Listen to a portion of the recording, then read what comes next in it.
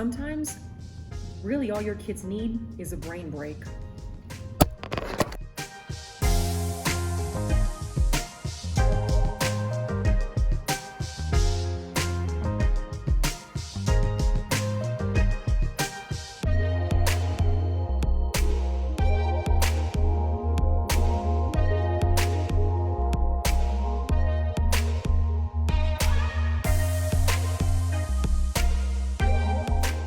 Hey again, teachers, old teachers, new teachers, rookie teachers, veteran teachers, soon-to-be teachers, and everybody in between. Thank you so much for visiting my channel. I am Nina Rodriguez, and this is Misfit to Teach, where I talk about all things teaching and how to stay mentally, physically, and emotionally fit to teach.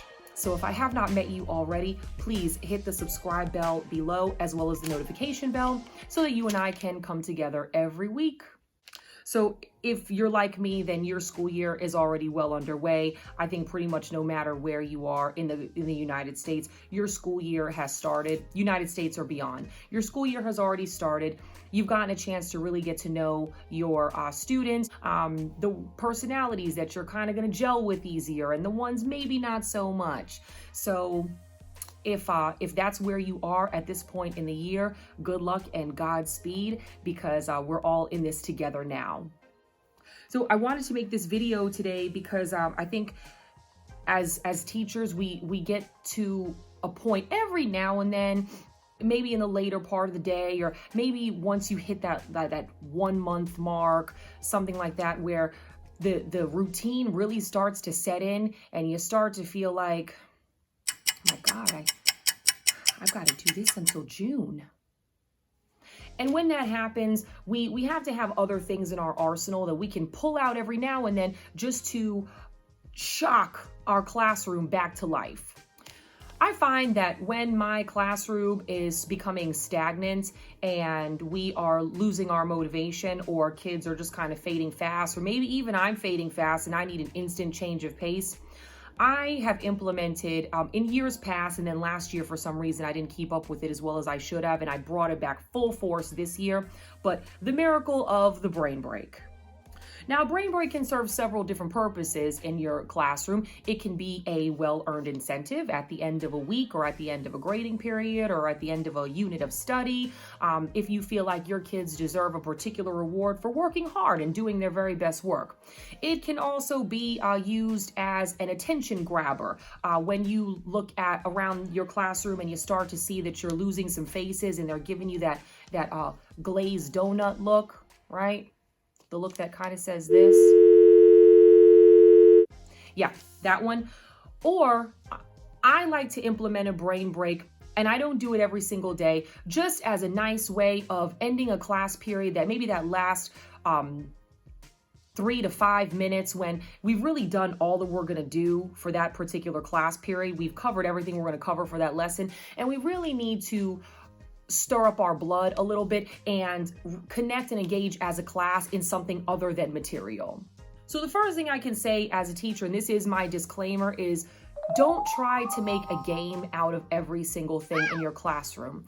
Don't be that it teacher, that go-get-em teacher that tries to go above and beyond and reinvent the wheel and turn everything into a game, turn everything into edutainment, as they say these days, because apart from the fact that your class is probably going to start to become a little bit gimmicky for your kids, you're going to find that that's also very, very draining for you as a teacher to constantly be picking your brain for all these different games that you can make out of lessons. So definitely don't do that. The brain break is only intended to be a handful of minutes long, used at your discretion, not every single class period, to provide a treat or a means of escape for yourself and for your students. Another thing I'll say about a brain break is that you want to make sure that it's at least reasonably or logically planned. You don't have to have an all-out step-by-step procedure for the brain break. It can be done as an exit. It can be done in the last 2 minutes after your exit. If you're really feeling adventurous and you want to do it at the beginning of your class period to sort of jog everybody's attention and get them up and fired up for your lesson right away, you can even try that. I like to put my brain break on the back end of my class period because it incentivizes everything else that we're going to do in the front load.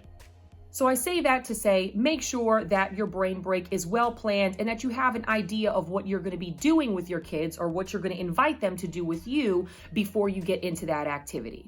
And lastly, I like to do a brain break because it provides a really important outlet and a means of release when we're under the high pressure of just day-to-day learning and studying and classroom management and kids being classroom managed.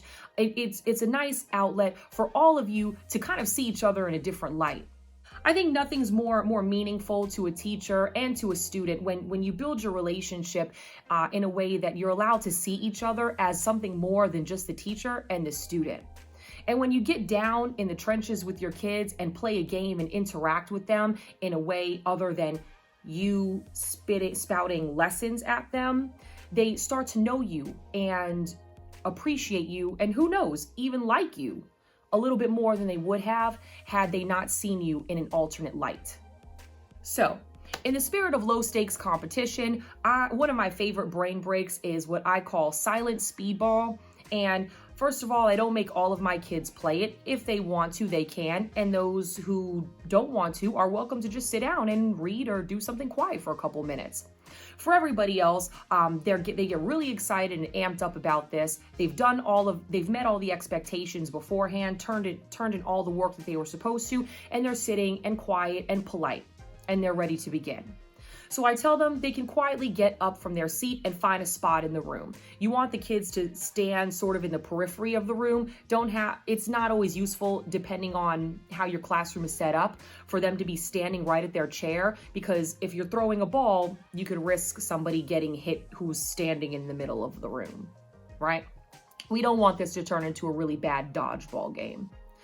Choose a really soft ball, something that's going to travel with a little bit of force thrown behind it, but not something that the kids can easily hurl. So it should be heavier than, say, a beach ball, but definitely lighter than a soccer ball. So one of these numbers I find works really, really great. The air comes out of them super, super easy, so I'm constantly having to reinflate it. But I appreciate that because I know that no matter how hard they throw it, there's really very little risk of injury to oneself or to somebody else. And it bounces pretty well too. It's got a little bit of force to it, but not too much. And silent speedball means exactly what it says. It's a classroom management game. So everybody's expected to be silent, listening, and watching the ball. And they just throw it around the room to whomever they can. And once a person catches the ball, they throw it to the next person. Naturally, whoever misses it is out. Now, you can adjust your rules to fit your classroom whatever way you see fit. One rule that I have is called knees and below. Whereas if a student throws the ball to somebody's knees or below, obviously that student had a reduced chance of catching such a low thrown ball, so whoever threw it is actually out. But for everybody else, generally, if they miss the ball, they're out. Kids love this game because apart from the invitation to get up out of their seat and have low stakes competition, they also appreciate the joy of possibly winning. If you're going to play, they enjoy competing with and against you. And they enjoy just interacting with their peers in something other than a worksheet or a group project.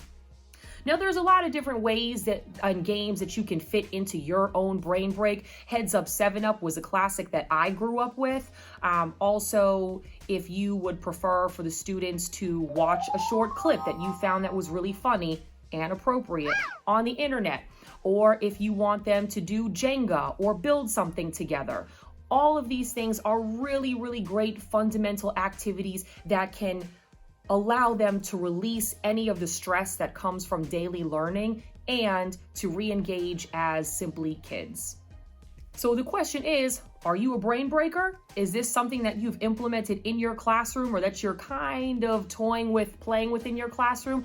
If you are, leave me a comment below and tell me how it's going or what your favorite brain break game is, or a brain break game that you'd like to share with our growing community so that we can take that and stick it in our own teacher toolboxes. We welcome any and all good suggestions that you might have.